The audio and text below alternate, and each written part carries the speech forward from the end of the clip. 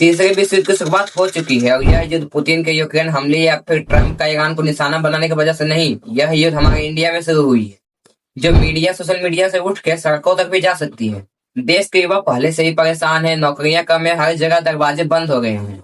7 साल में 60 से ज्यादा पेपर लीक हमारे सामने आ चुके हैं और जो सीबीएसई में आजकल जो धांधली हो गई है, स्कैम हो गए हैं, वो भी अब बाहर आ रही है। और ये जो खुलासे हो रहे हैं, ये कोई तेज न्यूज चैनल या फिर सोशल पुराना अखबार नहीं कर रहा है, ये हमारे 17 से 19 साल के स्टूडेंट्स कर रहे हैं। 19 साल के निशांग अधिकारी ने ये दिखा दिया कि कैसे सीबीएसई वेबसाइट को हैक करके उसमें मार्क्स को बदला जा सकता है। 17 साल के सार्थक ने यह दिखा दिया कि कैसे नियमों में फेरबदल करके ब्लैकलिस्ट कंपनियों को एग्जाम का टेंडर दिया गया। 17 साल के ही वेदांत ने सोशल मीडिया और पब्लिक सपोर्ट से यह दिखा दिया कि कैसे बच्चों के एग्जाम पेपर्स फेरबदल हो गए हैं। इन स्टूडेंट्स की आवाज को सबसे ज्यादा एम्पलीफाई किया है ऑनलाइन यूट्यूब टीचर्स ने, जो बहुत समय से हमारे एजुकेशन और एग्जामिनेशन सिस्टम में लगे हुए कैंसर के बारे में हमें आगाह कर रहे थे। लेकिन शायद ये अंजना ओम कश्यप को पसंद नहीं आई। एक डिबेट के दौरान उनके दिल में जो भड़ास थी वो बाहर निकल गई।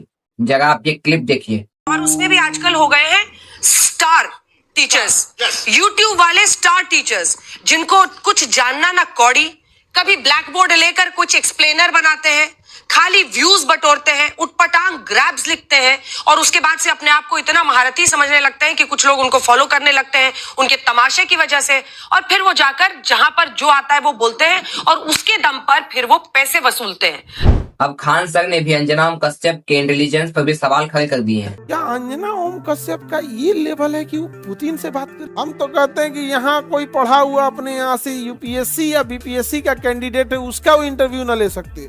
मैं मान सकता हूँ कि अंजना ओम कश्यप को यह बात पसंद नहीं आई, लेकिन वो खान सर को गलत भी तो साबित कर सकते थे।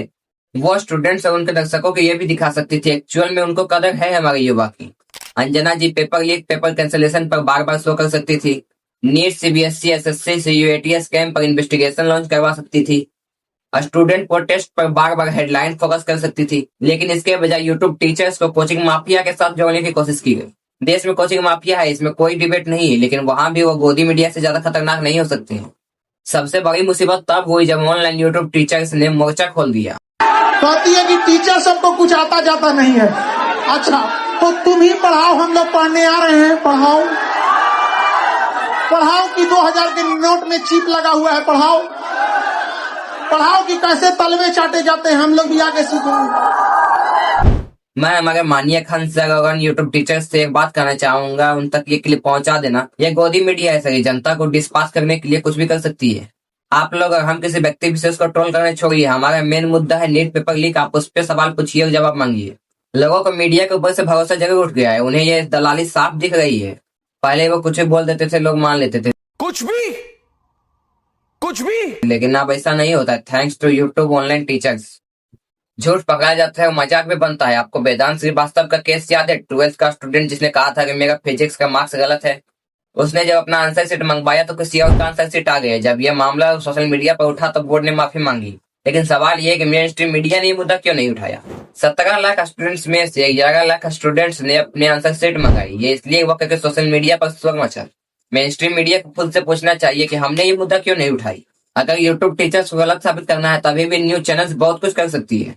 अंजना जी पूछ सकती है कि प्रधानमंत्री साइलेंट क्यों है, परीक्षा पर चर्चा कीजिए ना। धर्मेंद्र प्रधान एजुकेशन मिनिस्टर किस एंगल से, जब इतने सारे स्कैम्स हमारे सामने आए हैं, वो कंपनी जो स्टूडेंट्स के भविष्य के साथ खेले हैं उस पर क्या पनिशमेंट हुई है?